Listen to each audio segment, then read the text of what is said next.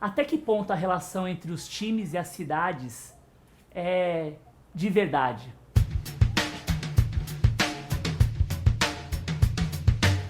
Hoje é quarta-feira, dia de fazer churrasco na laje em Barcelona.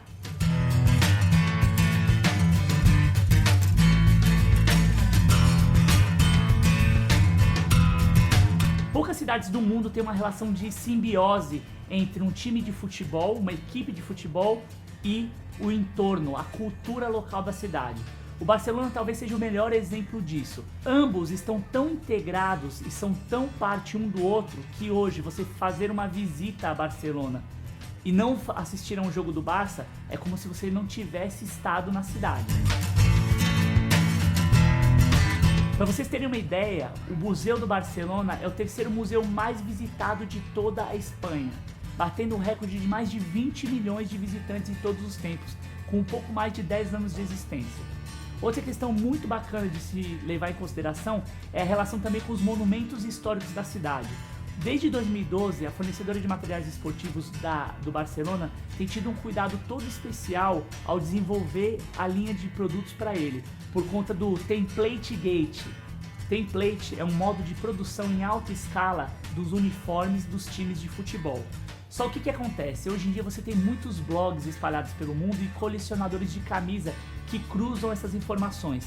Por conta de uma questão logística, muitas vezes esses uniformes são muito parecidos entre si, o que acaba gerando uma certa polêmica e gerando uma certa desconfiança e também raiva por parte dos torcedores mais fanáticos, que não aceita, por exemplo, ter um uniforme seu parecido com o do rival, por exemplo. Enfim, desde então, o Barcelona, junto com a sua equipe de designers internos, departamento de comunicação e marketing, tem tido todo um critério para cada novo lançamento estabelecer relações tanto com a cultura local da cidade quanto com a história do próprio clube.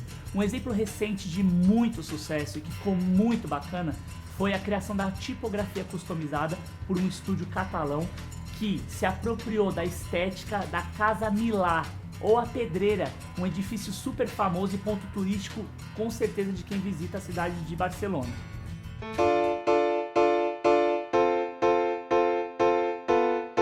A Pedreira, como é conhecido, ou a Casa Milà, como eu falei para vocês, tem algumas chaminés e essas chaminés simbolizam e remetem uma área de proteção da cidade contra invasões. Na época, o edifício construído entre 1905 e 1907 pelo famoso arquiteto catalão apresentou nas chaminés a cabeça e elmos que remetiam a capacete dos sentinelas que guardavam a cidade.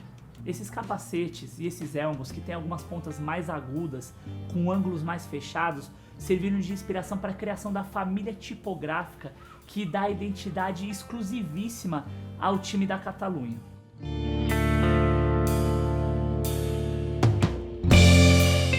E como isso é feito? Como esse desenho, como que você chega num conceito como esse?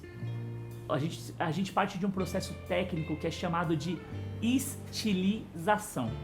A estilização consiste em você fazer o contorno da forma, sintetizando ao máximo, mas sem perder a legibilidade.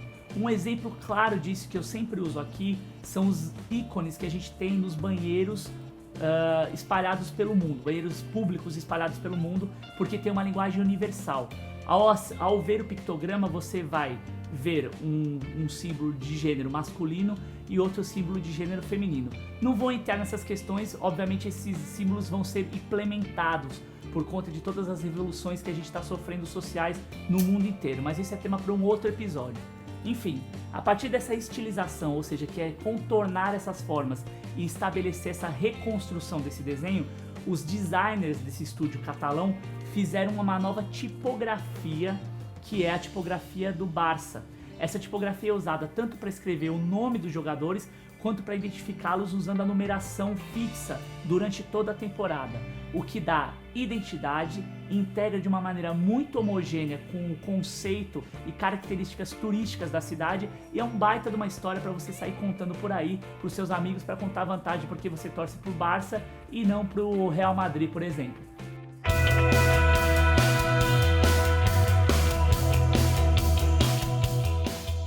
Outro golaço que os caras fizeram nesse mesmo ano foi empoderarem uma designer com síndrome de Down, que faz parte de uma instituição que era ajudada pelo Iniesta.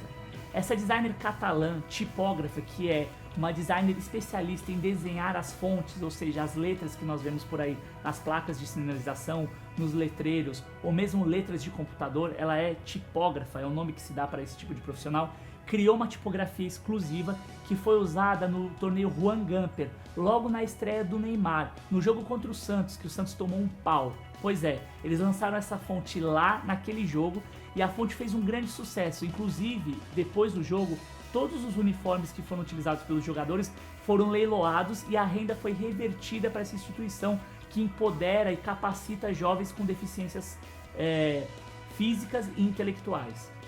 E o que foi muito mais legal é que, sem querer, eles acabaram trollando o principal rival, o Real Madrid. Porque o Barcelona, naquela época, estava ganhando tudo. E não deixa de ser uma referência estética também por conta dessa relação que estabelece com a cidade e também com a moda, com o estilo, com os jogadores que tem.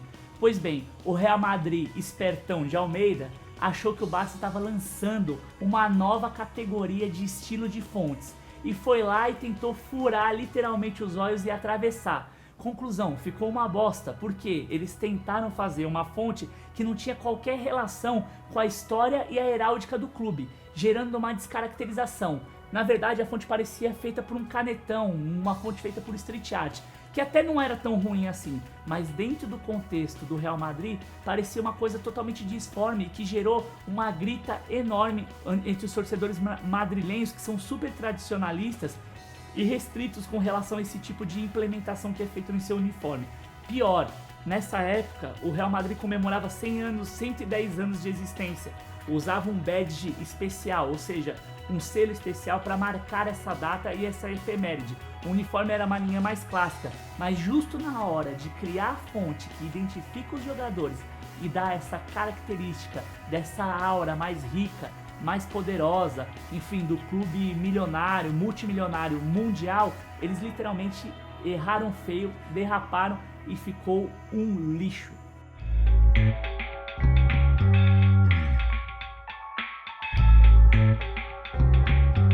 Resumo da história. Esse tipo de situação acaba mostrando pra gente o quanto o design é relevante pro esporte, seja do ponto de vista de comunicação, estético, cultural e também de influência no que diz respeito aos rivais. Você acaba tentando seguir uma onda que não é a tua e o tiro pode sair pela culatra. O Barcelona segue fazendo golaços nessa área, segue estabelecendo mais relações com produtoras externas que ajudam no complemento da sua comunicação e do seu design e continua sendo referência não só em estilo de jogo, não só num jogo bonito que encanta o mundo, mas também muito em design, muito em pensamento de comunicação.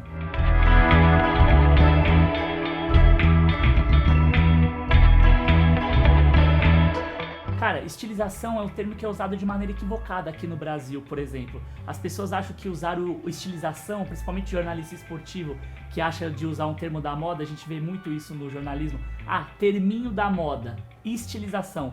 O cara acha que está atribuído ou associado a um estilo, a uma corrente, a uma ideia artística ou de pensamento filosófico. E na verdade não tem nada a ver.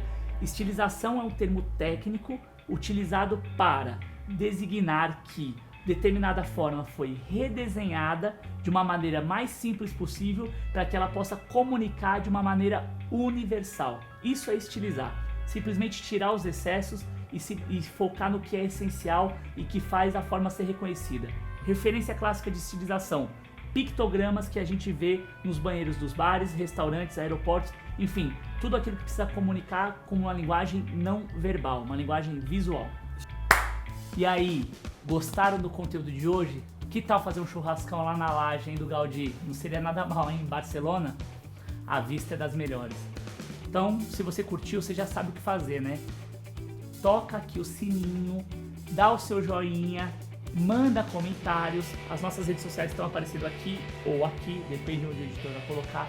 Enfim, esse programa é feito pra você, pela gente, por nós. Tem qualquer dúvida? A gente errou alguma coisa? Quer corrigir? Manda também. Enfim, quer ouvir alguma coisa que eu não falei aqui ou saber sobre algum uniforme que a gente ainda não comentou? Manda suas sugestões que a gente vai falar. E não esquece, quarta-feira, 11 horas da manhã. É aqui que você vai saber sobre design e esporte do mundo inteiro de um jeito que ninguém falou pra você até hoje. Valeu!